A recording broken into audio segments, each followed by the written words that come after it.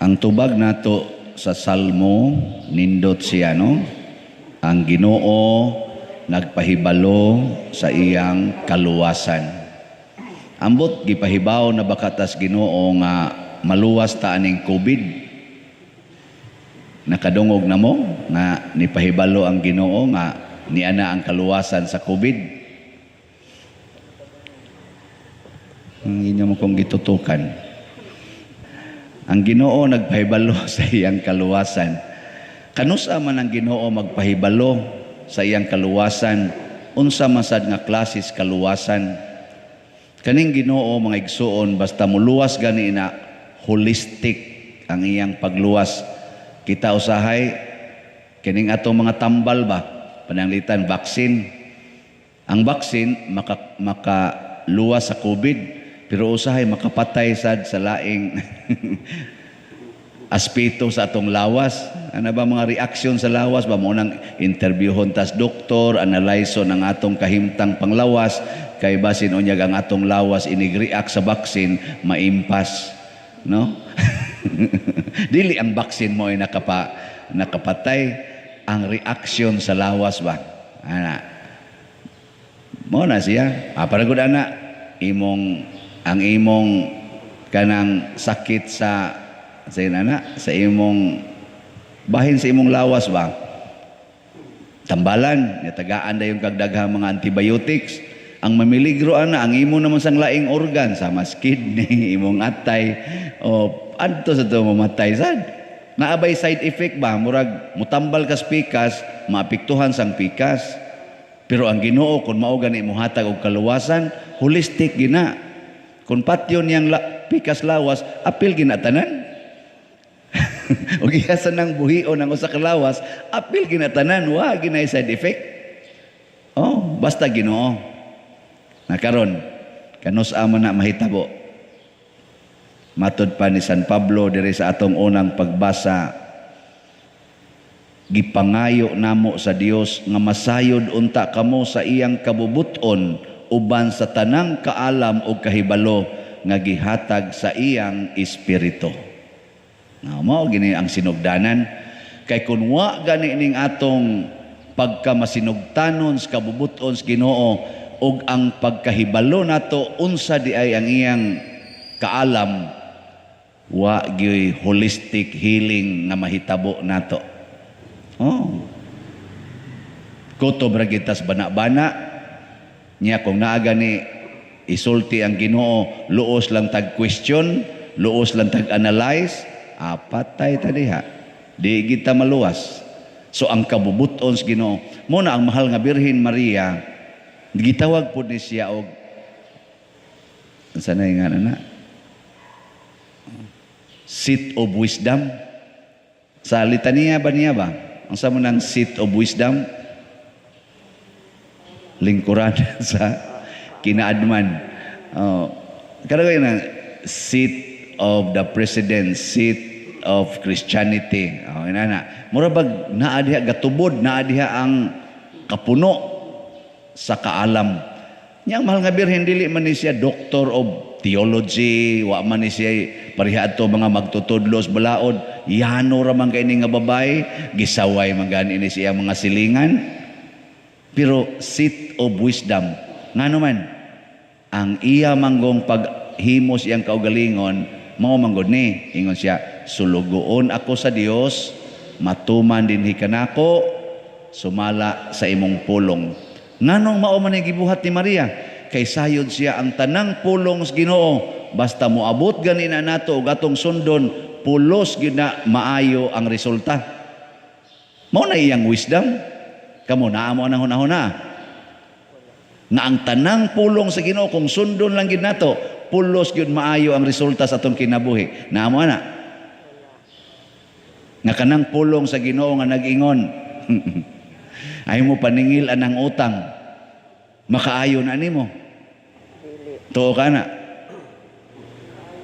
Mutuo ka nga kadang giingos Ginoo nga higugma ang imong kaaway pasayloa lang nagkapituan kapito. Kung manamparos na nimo patamparos las pikas, makaayo na. Mutuo ka?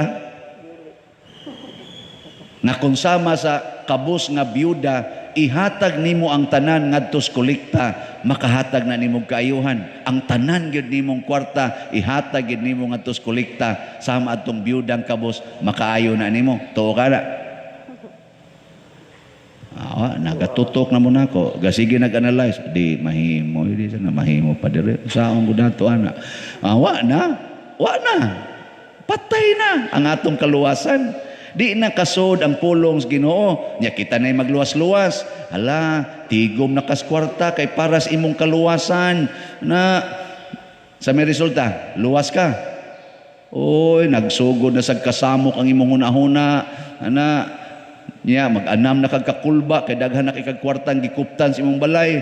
Mao na mangural na ka kay basig sudlo niya ka, butangan na nimo barbed wire. Nya sa sige nimong tan-aw sa barbed wire, kulbaan sa ka basig magbutang og hagdan, mukat-kat ito inka butangan ko na sa nidirig live wire. Manamang barbed wire, live wire. Mura na kag si PDRC Mura na kag mga prisuhan ba? Nya kanang imong koral, kanang imong live wire, kanang imong CCTV, naghatag na nimong kaluwasan. Oy, ang kakulba kay ngano man, ang virus sa COVID di makaali ang barbed wire, di makaali ang live wire, di sad makita sa CCTV. Sus patayan nimo noon. Dito ra kasi imong kwarto gipatay sa COVID Nya, makaluwas na nimo. Oy. Mao na ang Ginoo ra gyud mo'y muhatag og kaluwasan tinud-anay mo na ingon San Pablo, kinahanglang masayod kita sa kabubutos Ginoo. Nindot kay atong ebanghelyo nagpakita og nindot kayong sistema. Ang mga tao nagpunsisok aron mamati sa mga pulong nga itudlo ni Kristo. Nagpunsisok, nagilugay sa pagduol ni Hesus kay maminaw sa iyang itudlo. Apil na sagpaminaw sila si Simon, sila si Andres, sila si Juan ug uban pa kato mga mananagat. Naminaw sad sila gani didto gyud ni tungtong si Jesus sa sakayan ni Pedro. Nya pagsunod siging yaw-yaw ni Kristo, siging tudlo, pag humanyag tudlo siguro mga alas 9 na to, alas 10 sa buntag. Sa may sulti ni Jesus ni Pedro, ibaw mas Jesus wag sila kuha. Nanagat man to sila the whole night. Nya wagid kakuha. Ingon dayo si Jesus, ngadto mo irog-irog mo ngadto sa loud. Siguro mga 100 meters. Loud mo na. Nya itaktak inyong pukot aron kakuha mo. Unsay tubag ni San Pedro? Ni Simon pa man siya sa una. Ginoo, tibuok gabi mi naghago og panagat wagid mi kuha. Pero kay ikaw may nagsugo, amo ning tumanon. Ikaw may nagsugo, ako ning tumanon. Pagtuma niya dito, galisod na silang bira sa ilang kuha. Nakasabot mo ani? Wa mo kasabot? Ang grasya, murag makainta, imposible man unta nganong nahimo mang posible. Sa ato pa posible lagi nga mahuman lagi ning atong proyekto. Pero mao lagi ang sulti sa Ginoo nako akong kasing-kasing nga pag tinarong sa imong pagkapari. Kaya lisod kaayo ang instrumento panalitan tubo. Ako mura man kog tubo agianan sa kanini ang tubig. Lisod kayo ang tubo nga tayaon, maapil og kataya ang tubig. Kakuha mo? Nakulisura sa dana Lord, makasasala magay ko Lord. Insya, pag hinulsol, ay na pagsige diag tik-tik sa madre. Adi pag hinulsol, pagbasol na imong sala, nya ilhasan nga ikaw dili gyud kaangayan nga instrumento. Gipili lang tika pero di jud kaangayan. Amo na I am your unworthy servant. Nya kay unworthy man magsige lang gyud kog pasalamat kag gihimo kong worthy. Gikan pala sa akong naong hangtod sa akong tingog, dili man gud ni worthy. Di ba? Kabati ani kong tingog, layo ra nis mga tingog. Kana mga dinsig tingog ba? Sama na atong tigkanta. Andot kay tingog, ako pakantaha ko mura kog pabo nga napusan. bati kay tingog. Mabutan na di kay ko tigkanta din sa una gud. Diha pa ko seminaryo, ila kong komedyahan usahay sa kong mga kauban kanang musulti ko ba. Akong tingog kay mura man mapiit gamay. Sige ko lang yung nakabati asa na kong tingog. Ganahan ko minaw ng mga bugnaw tingog, gamlindot kay paminawon ba murag ibto ng imong tinae. Nga ako mura man kag bagkalibanga makadungog gani akong tingog. So pero nadara man di ay. Nadara gyud no. Nahimo ra gid sang angayan tingali. O nang kanang naay mga anis ato dinhi nya magpa-picture. Dayog ingon. Sus mao gyud tingog. Sus ang tingog nimo pader mao gyud nagpangita sa kong tingog ay. Disgrasya gyud karon. Kadonate gyud karon dako-dako. Iampo din natoy do natay donors dinhi bagahapon. Nagda sila sa ilang mga sobre, usa sila ka grupo, gikan in town sila sa Minglanilla, mga couples. Nya diha sila naghinuwatay anang atbang sa San Roque, kanibang eskwelahan San Roque ba? Diha siyati. Ana sila diha mag-abot kay mga duha tulo bato sila kasakyanan.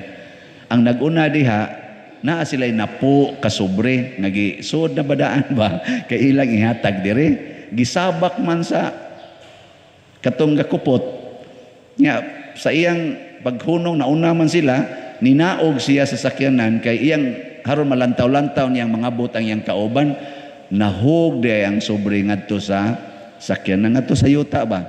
Nya dihay naglingkod ko no nga tigulangon og bata. Ilang giistorya nga asa man mo adto mi ngadto sa ilang padersyano nga simbahan kay manghatag lagi mi aning among kuan, mamalit mi aning slots. Nagis lang tabi-tabi. Wa jud kuno mulakaw dugay-dugay sa silang istorya.